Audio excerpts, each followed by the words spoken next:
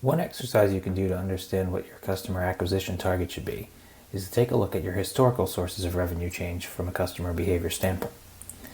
In this example, we're looking at what drove the change in revenue from 2023 to 2024. In our first bucket, we show customers that were active in 2023 and 2024. How much more or less did they spend? Our green bucket shows how much our new 2024 customers spent. And our last bucket shows how much revenue was lost from 2023 customers who did not return. As we'll see, this view will allow us to understand, one, how many customers we'll need to acquire to maintain revenue, or conversely, what we need to exceed in order to grow. And two, what are the levers that we have to reduce the acquisition burden or to unlock further growth potential with the same number of customer acquisitions. The gap we ultimately need to make up are the two buckets where we lost revenue. Customers that did not return, and in this example, the reduced spend of customers that did. This totals us to roughly a $1.4 million gap. Then we look at how many customers this group represents. Roughly 9.6 thousand in non-returners, and about 260 in retained customers that spent less, for a total of 9.9 thousand customers in 2023. From these numbers, we see that the customers in 2023 spent around $146 on average.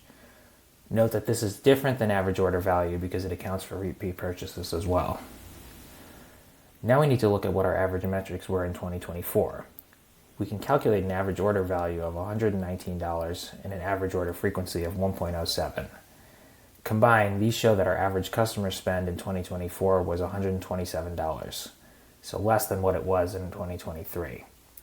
With this new average, the amount of new acquisitions that we need in order to close the gap of $1.4 million is around 11.4 thousand. It's important to use the most recent average that you have to reflect changing customer behavior. If we had used 2023 averages, this would have showed a smaller number of acquisitions that we'd need in order to maintain revenue. However, since the average customer spend is going down, this business needs to acquire more customers than it did in the past in order to keep growing. To recap, in this case, what we see is our average customer spend decreased, which means we'll need to acquire more customers going forward.